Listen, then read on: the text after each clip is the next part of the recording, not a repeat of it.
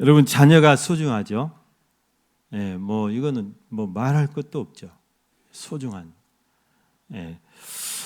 자녀가 왜 소중하냐? 자녀는 첫째는 여호와의 기업이라고 그랬습니다. 기업. 여러분, 시편 127편은 가정의 소중함 중에서도 자녀의 소중함을 더 강조하는 말씀이에요. 가정의 행복을 누가 주느냐 그 말이에요.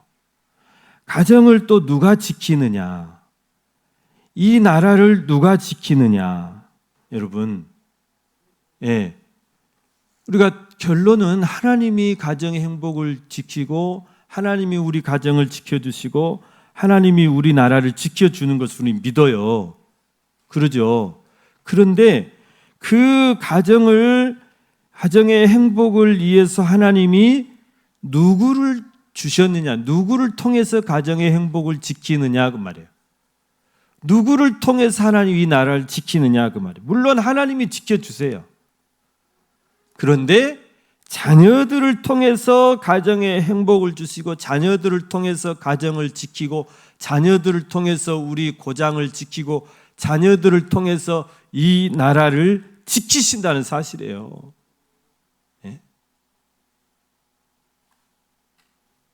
결론은 그거예요. 여러분, 무자식이 상팔자란 말 있잖아요. 그거는 우리나라 속담인데 아주 안 좋은 속담이에요. 그거는 너무 무책임한 속담이에요. 그러니까 속담도 좋은 속담을 써먹어야 돼요. 안 좋은 속담은 아예 써먹지도 마세요. 무자식이 왜 상팔자예요? 또 그런 속담도 있어요. 가지 많은 나무에 바람 잘 날 없다. 맞아요, 그 말은. 그런데 이것도 안 좋은 속담인데, 물론 나무가 가지가 많으면 바람 잘 날 없는 건 맞아요, 사실이에요. 여러분, 자식이 많으면 이런 놈 저런 놈 별의별 놈이 다 있고 속썩이는 놈도 있고 그 말 있게 마련이잖아요. 여러분, 그렇다고 무자식이 낫다? 자식 없는 게 낫다? 그러면 그게 되겠습니까? 그러면 여러분, 자식이 하나도 없으면 가정은 누가 지키냐 그 말이에요. 가정의 행복을 누가 주냐 그 말이에요. 자녀들이 없는 성을 누가 지키냐 그 말이에요. 자녀들이 없는 나라를 누가 지키냐 그 말이에요. 잘 생각해야 됩니다. 그래, 자녀가 없으면 상팔자가 아니에요. 그냥 근심걱기 없어서 좋을 게 아니다 그 말이에요. 자녀들이 없는 세상을 한번 생각해 보세요. 자녀들이 없으면 여러분, 가정의 행복이 있을 수 없어요. 자녀들 때문에 웃는 거예요. 자녀들 때문에 웃는 거예요. 아란이 지 동생 때문에 시샘 나와 그 난리를 치는데 우리 박선혜 권사님은 완전 웃었을 거예요, 속으로. 별놈 다 보겠다. 웃긴 거예요, 그게. 누가 그랬잖아요. 그 아빠가 그랬대. 최웅성도 어디 갔어? 최웅성도 자기 동생한테 그렇게 시샘 냈대요. 그것도 유전되나 봐. 자녀 때문에 웃고 자녀 때문에 울고 그런 거예요. 없으면 어떻게 되냐 그 말이에요. 자녀가 없으면 여러분 웃을 일이 없습니다. 자녀들이 있어야 가정에 행복이 있는 거죠. 자녀들이 또 가정을 지키고 자녀들이 이 나라를 지키는 거 아닙니까? 우리나라 지금 신교대 입소자가 줄어들어가지고 입소자가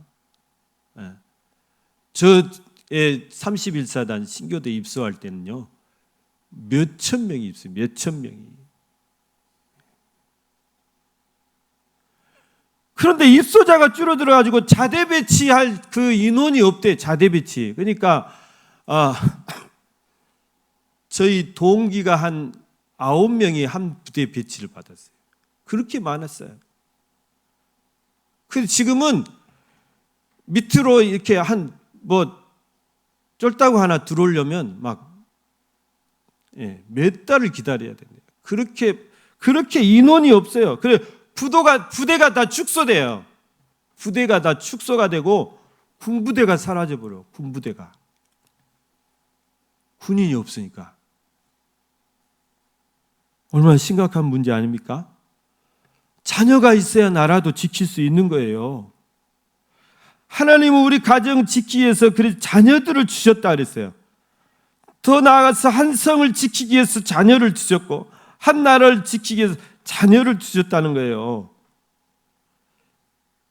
그러므로 여러분 한 가정의 행복, 한 가정의 한 가정을 지키기 위한 것, 한 나라를 지키기 위한 것 누가 지키냐? 자녀가 있어야 돼.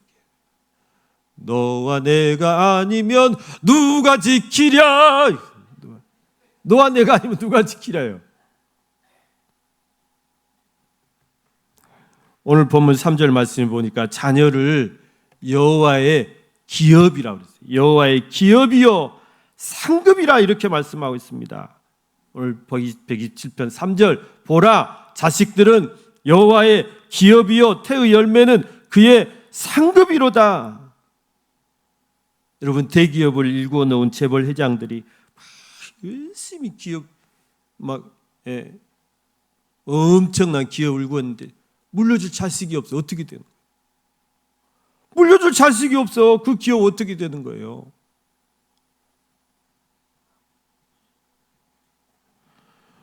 여러분 피땀 흘려서 일군 기업을 자식에게 상속해 줘야 될 거 아니에요. 물론 이제 막 사회 기업, 사회도 환원하고 그래야 되겠지만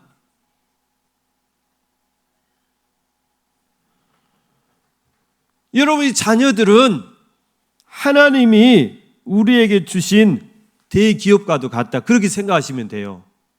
내 자녀 하나 낳았다 그러면 아이고 하나님이 나한테 기업 하나 주셨네.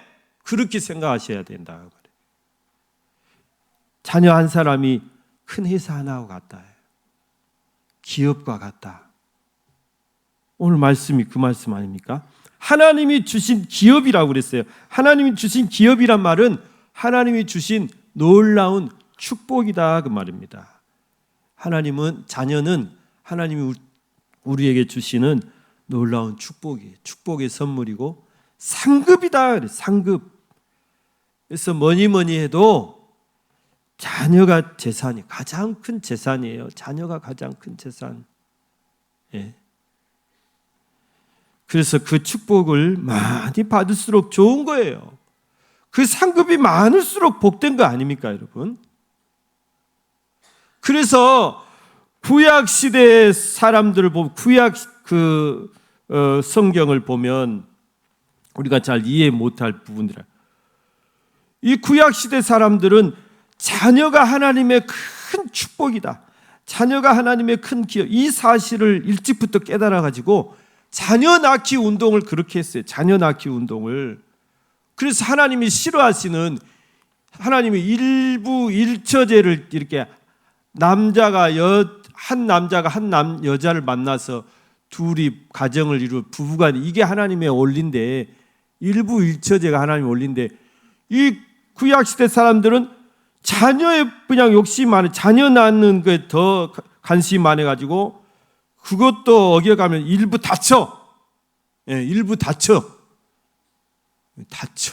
그러면 일부 다쳐제를 막 아브라함도 일부 다쳐요. 아브라함도 일부 다쳐. 야곱은 일부 사쳐예요. 일부 사쳐. 왜 이런데요? 그때는 그랬나 봐요. 그때는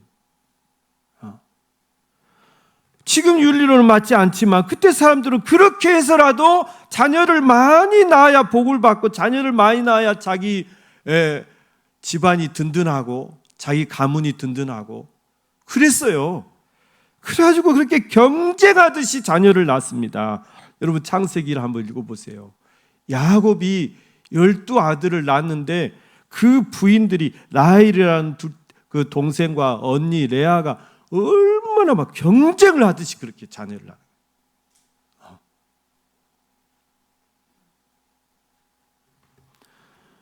여러분 우리나라도 60년대, 70년대 태어나신 분들 한번 뽑으세요. 60년대, 70년대 그 앞에 50년대 후반. 이걸 우리는 이제 베이비 부머라고 그러잖아요. 예, 전쟁 이후에 이때 보면은 대부분의 집이 다 6남매예요. 다 기본이 6남매야. 여러분 한번 보세요. 저희 동네에도요. 제가 1971년에 태어났어요. 그러면 저희 아랫집이 6남매예요. 아랫집이 6남매.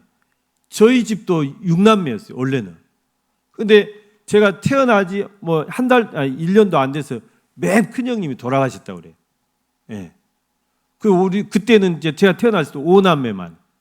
그러니까 항상 6대 5예요. 그러니까 뭘 해도 항상 우리가 불리해.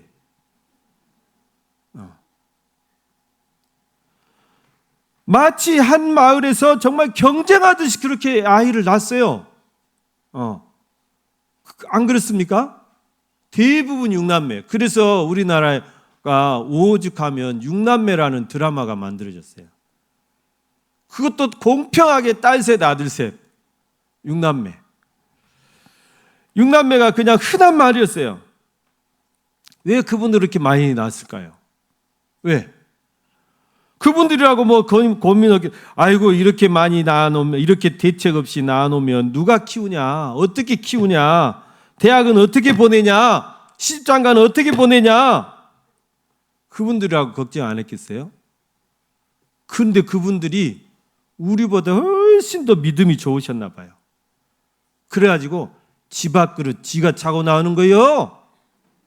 집 앞그릇 지가 차고 나온대요. 그걸 막 걱정 없이 막 놔버리는 거예요. 예. 그 말대로 됐어요, 안 됐어요? 그 말대로 다 됐어요. 예? 그때 태어나신 분들이 지금 다 어떻게 했습니까? 지금 다 이렇게 잘 되셔가지고 장성하셔가지고, 예? 가정을 다 일으키시고 집안을 일으키고, 더 나아가서는 우리 대한민국이 이렇게 3만 5천 불 이상 선진국 된 것 다 이분들 공이에요. 이분들 공이에요, 다. 58년 개띠, 59년 돼지띠. 예. 이강호 장로는 59년 돼지띠세요. 저하고 갑장인 띠동갑이 띠동갑. 이분들이 다 여러분 이 경제 성장 일구고 이분들이 다 피땀 흘려서 고속도로 다 놓고 그런 거 아닙니까? 예? 우리 염려대로라면, 우리 걱정대로라면 얘들 누가 키우냐, 어떻게 키우냐, 어떻게 가르치냐, 시집장가 어떻게 보내냐, 아무 염려 마세요. 다 자기들이 잘해요. 학교 안 나왔다고 못 삽니까? 어떤 사람은 학교 문턱도 안 갔어요. 근데 목수를 배웠어요. 목수야, 목수 기술자. 지금은 목수 여러분 일당이 얼마인지 아세요? 우리 신앙생활도 계산적으로 해서는 안 되지만 우리 자녀들 믿음으로 낳으셔야 돼요. 하나님이 기르십니다. 집 앞그릇 지가 차고 나온 것은 그분들 믿음이고 우리는 하나님이 키우신다, 이 믿음으로 낳으셔야 된다고 말이에요. 이 시대의 젊은이들이요, 하나님이 키우세요. 염려 말고 나세요. 계산하지 마시고. 여러분, 우리나라가 정말 그때 그 속도대로 그렇게 계속 자녀를 잘 낳는 나라가 됐다면 지금쯤은 우리나라가 7천만 넘어서 8천만, 9천만까지. 그래서 정말 세계 어느 나라도 얕잡아 보지 못하는, 여러분 왜 얕잡아 본지 아십니까? 나라가 작으면 얕잡아 봐요. 인구가 적으면 얕잡아 봐요. 일본이 왜 우리를 얕잡아 봅니까? 우리 이렇게 잘 살고 이렇게 기술 좋고 이렇게 똑똑하고 그런데 지그들이 왜 우리를 얕잡아 봐요? 일본은 지금 30년 경제가 후퇴해 간대요. 예. 그런데도 그것들은 끝도 없어. 왜?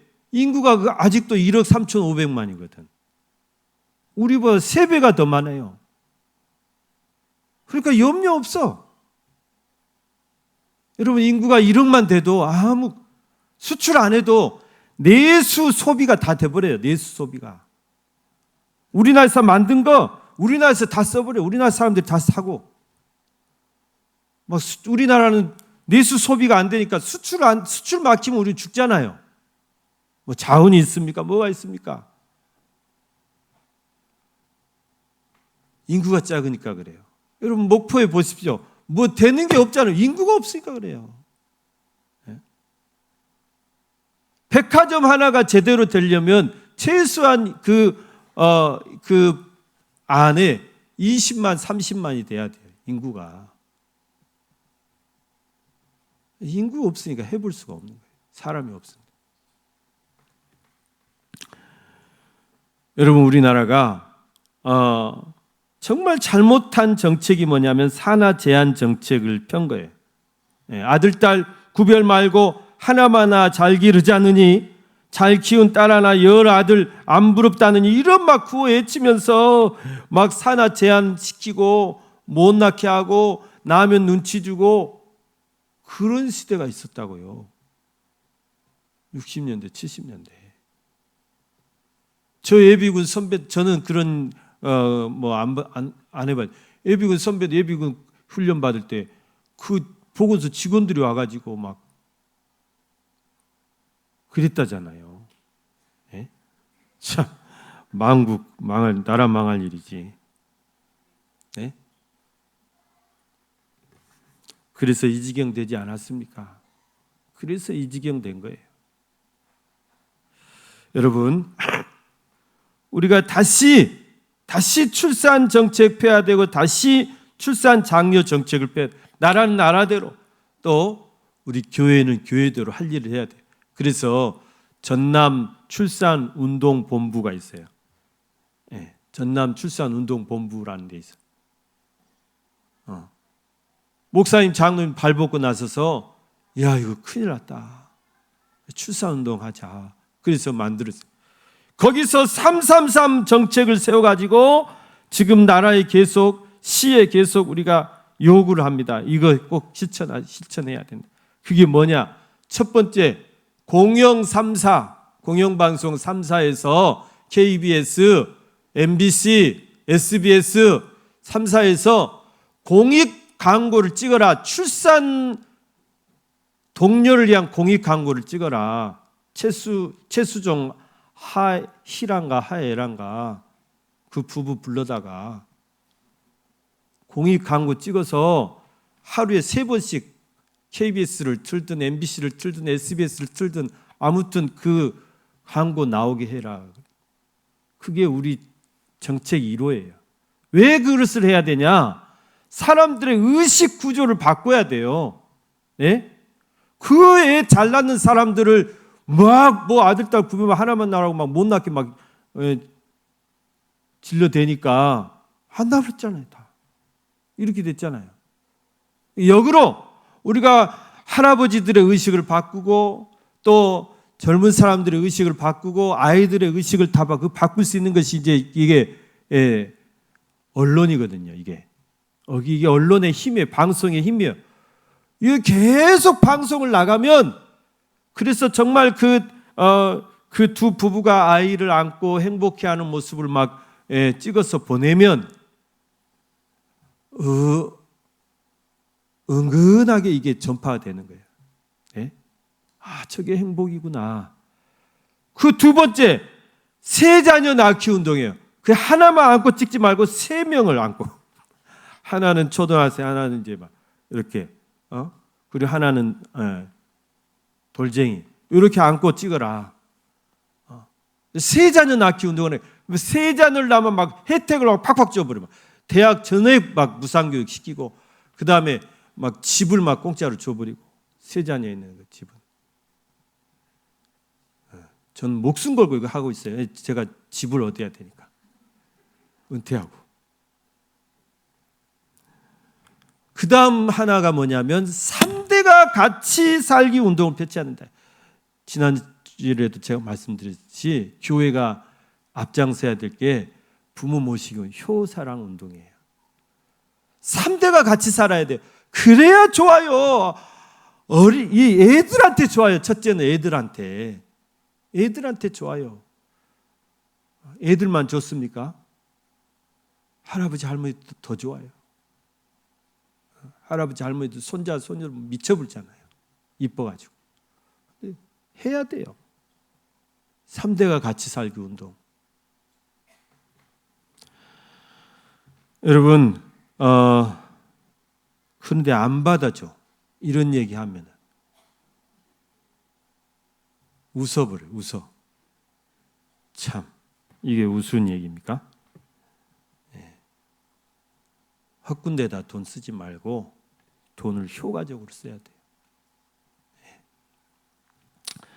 여러분, 나라가 할 일은 나라가 하고 또 우리 민간에서 교회에서 할 일은 교회에서 해야 돼요.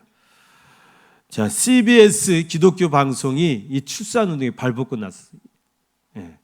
이 김진호 사장님이 머리가 좋으신 분이에요. 다른 방송사들 그런 관심 없을 때 툭 치고 나가요. CBS 출산운동하면 지금 CBS예요. 여러분, 우리 교회가 이 일에 정말 관심 갖고 앞장서야 됩니다.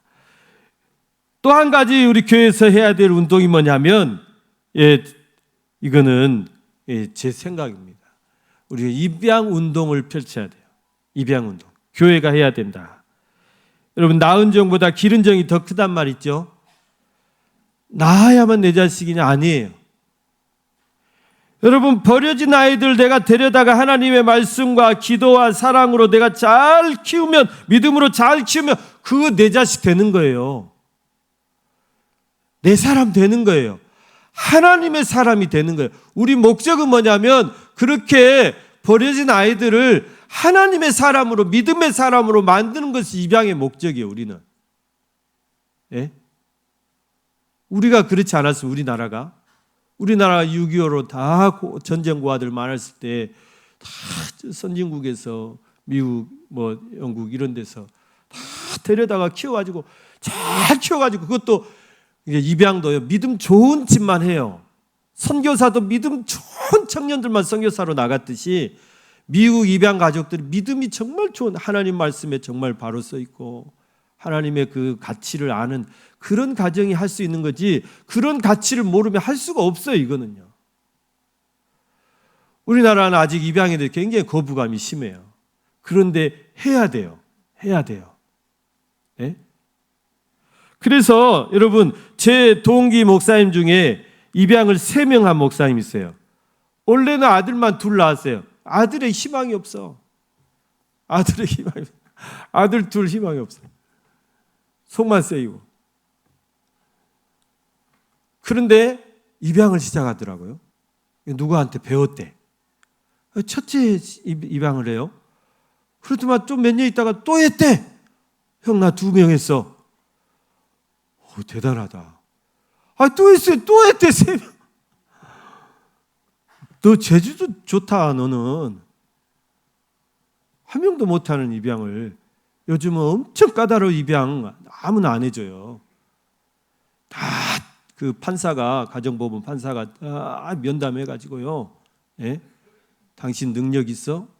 당신 무슨 목적으로 이 아이를 입양하려고 그래? 다 그 조사해요. 그런데 그 목사님이 이렇게 인정을 받으니까 그냥 개척교회 목사예요. 해준 거예요. 근데 그 아이들이 지금 자라갖고 어떤지 아십니까?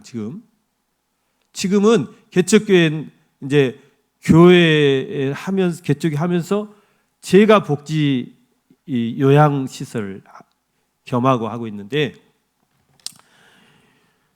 개척교회 10년 해도 사람이 안 오잖아요. 그러니까 이제 이쪽으로 자기는 이제 올인을 하는 거예요. 그런데 여러분 보통 요양원들이 어때요? 가정이 하잖아요. 다 가정이. 식구들이 해요. 그래 이 세 아이가 보배가 돼버렸어. 이 애들이. 그 쪼만 애들 입양해서 키웠는데 얘들이 다 해버려 이제. 일을. 아들 둘하고. 아들 둘도 다 자기 짝꿍씩 데려와가지고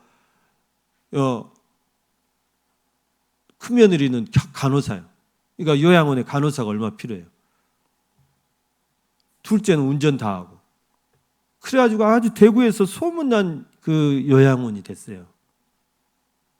축복입니다, 여러분. 자녀가 축복이고 입양이 축복이에요. 제가 모셨던 광양의 중동교회 김성환 목사님이 계세요. 이분도 사모님이 이제 몸이 안 좋으셔서 아이를 아예 가질 수 없어. 예. 그래 이제 목사님이 입양을 하셨어요.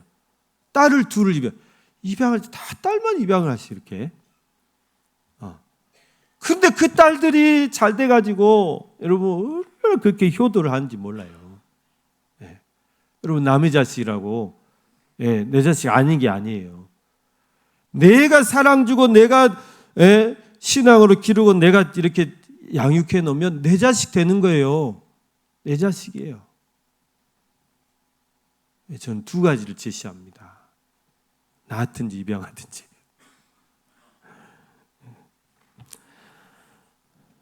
자녀가 축복입니다.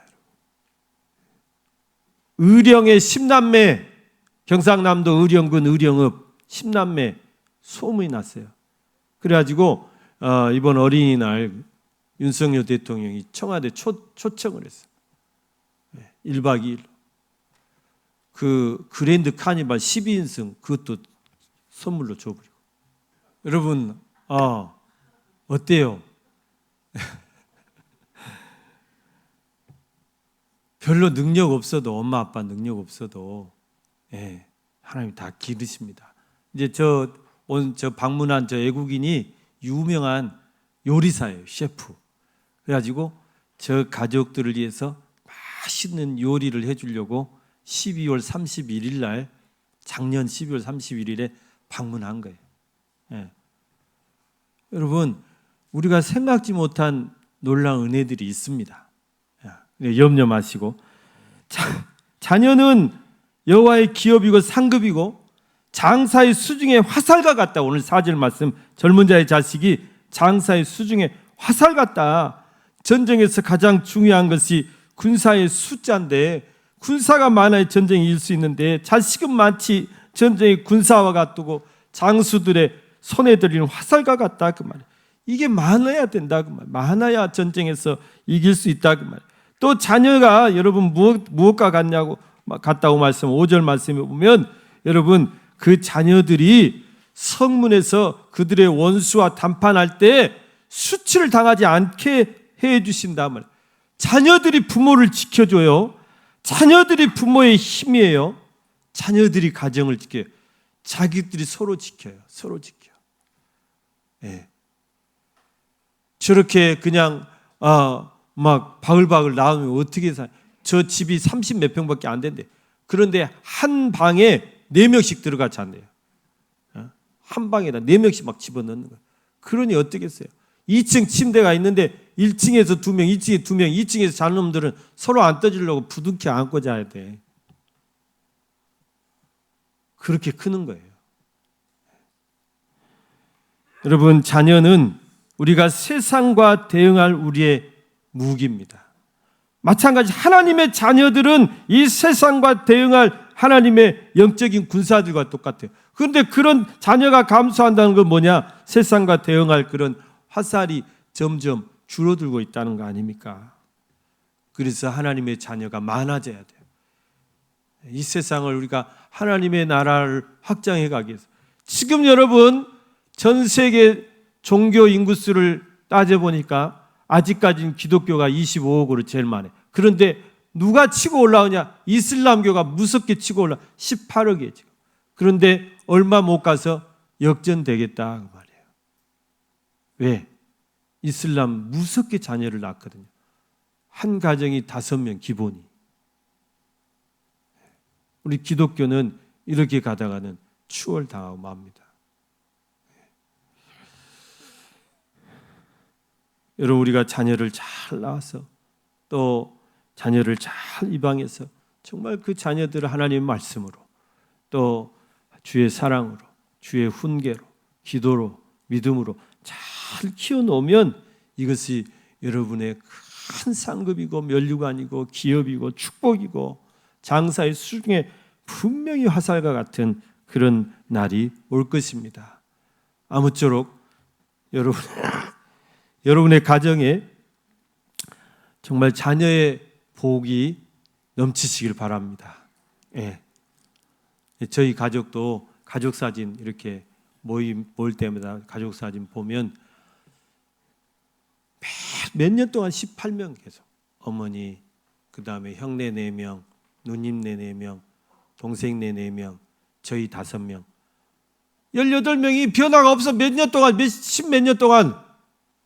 아이고, 저 수가 좀 늘어났으면 좋겠습니다. 어떻게 늘어나요? 그냥 그 아들놈이 지금 30살 먹는데 빨리 결혼해. 네 애 나야.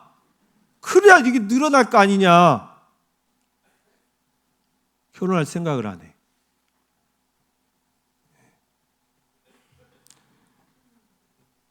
여러분의 가정의 가족 사진에 자꾸 이렇게 신생아들이 늘어나가지고 손주, 증손주 막 늘어나가지고 가족 사진이 따북 차고 넘치시기를 주님의 이름으로 축원합니다. 여러분, 자녀들이 여러분의 노후에 큰 힘이 되고 또 여러분의 또 행복이 되고 또 여러분의 삶에 큰 복락을 줄 줄로 믿습니다.